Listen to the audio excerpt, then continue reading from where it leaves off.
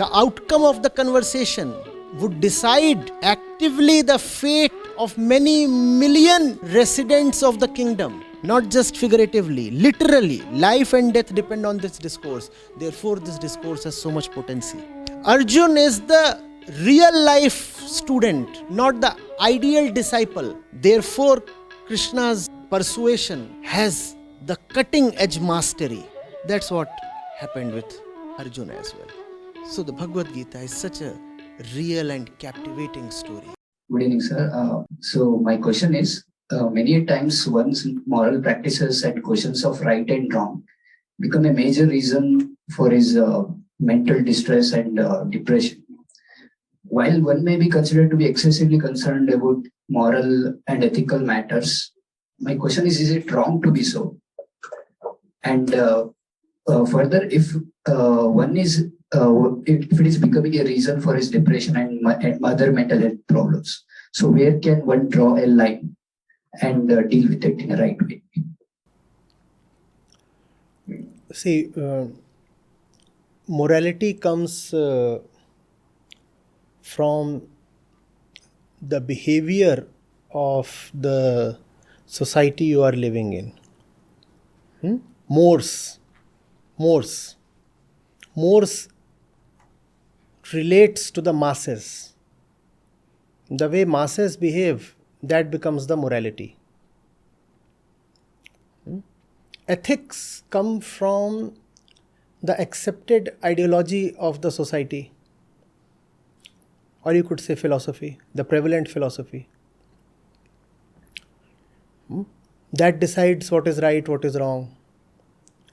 So be it morality or be it ethics, they both are situated outside of you. Right? The common masses decide morality, and the leaders of the society, the thought leaders of the society, they decide the ethics.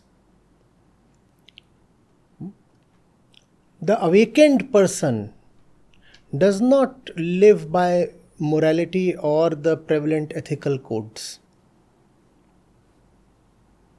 He, and when I say he, I mean she as well. So take that as included. He lives by his consciousness. What does that mean? That's not some abstract thing within consciousness. That's a very solid guiding principle. What does that say? That says anything that makes you see more clearly, anything that liberates you of your inner and outer bondages is right. Put it right, good, auspicious, whatever. And anything that puts more bondages on you and puts a haze in your vision, that's not good. So ethics and morality both exist to tell apart right and wrong, acceptable and unacceptable, for those who do not have eyes of their own. And most people actually have no eyes of their own. That's why they need moral and ethical standards. And that's a bit of a necessity, because if you do not know what to do and how to live and how to decide on your own, then practically you do require someone else to tell you all those things. When someone else tells you all those things, that is practically useful, but inwardly very wasteful. Why? Because actually you have the potential to decide on all those matters totally and purely by yourself. To accept help when help is not needed cannot be taken as something good. The very definition of help is that it should enable you to proceed without help. But if is of a nature that perpetuates your need, your compulsive need to keep begging for help, then it is not help at all. That's what happens when people make decisions in their life going by the prevalent ethics or morality or such things.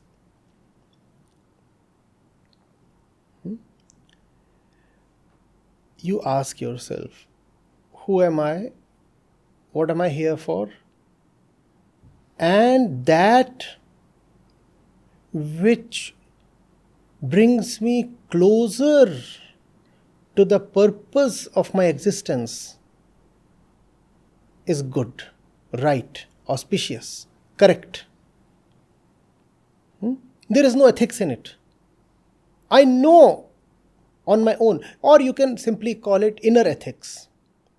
You can simply call it higher ethics. Instead of saying there is no ethics, because if you say there is no ethics, someone will jump up and say it is unethical. No, we are not talking of unethical stuff. We are talking of higher ethics or inner ethics or deeper ethics. But for such ethics to function, obviously there has to be self-knowledge. If I do not know why I am just wandering about, I'm just, following the law of inertia and rolling from here to there in some kind of a whatever straight line or circular motion till I am hit by another object. You see why people keep hitting around? That's Newton's law. So for such people, external codes become compulsory because they have no inner guiding light of their own. If you do not give them outer codes, they'll just keep banging hither and thither all their life. So, something is handed over to them. All right, you take this and use this to somehow survive. But that's not what you as a young person should be aiming for. Obviously, there are social laws and social norms and legal provisions that you must honor as a responsible citizen. All that is okay. You cannot just jump the red light saying that, my own inner code allowed me to jump the light. So all those things, fine, they are acceptable. But when it comes to the really meaningful stuff in life, when it comes to decisions that are really intimate to you, you should totally forget what the society and the society's uncles are telling you. There has to be a clear line of discretion. In certain matters, yes, you do look at the rule book and the code of laws and you agree to abide by all that. And there are certain other things in which you refuse to listen to everybody, including God Almighty Himself. I will not listen to anybody because the nature of the matter is very inner, very intimate. So, again, I'm not sure whether I've been able to connect. Whom should I listen exactly? So how do I know whom should I listen? No, you don't need to listen to anybody because you have already listened to a lot of people. Why do you want to increase the number and the burden? You have to question now what you have just silently listened to. The damage has already happened. Now there has to be damage control, rather reversal, damage reversal. Have you not already listened to too many undeserving people? Please tell me. That's the story of all the kids that are unfortunately born. From their first day, they have to listen to very, very unworthy people. Those unworthy people come as parents, teachers. They flash on the TV screens. The kid goes out and he meets all kinds of people. And all those voices just keep penetrating the mind. And all those voices cumulatively become what is called the sense of self. Your sense of self is not yours. It is borrowed, it is reflected, it is coming from this and that, here and there. So you have already listened to a lot. Now your time is to unlisten. What does unlistening mean? It means questioning, probing, investigating, exploring. You have to ask yourself, this that I so thoroughly, deeply believe in, does it have any merit? Must I live the way my parents and grandparents did? Must I follow the way this community around me of students and others is flowing? Must I think the way my peers do? Must I go the way my physicality and my hormones dictate me? So this is the time to question everything that you know of and believe in. Unlisten.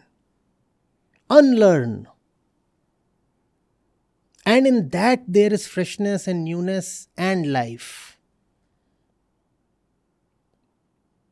You're not coming to us as a clean slate, are you?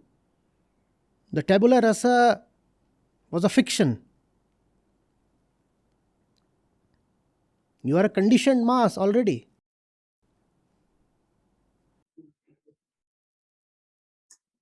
Yes, I think, yeah, it makes sense. I'm glad. Thank you, sir.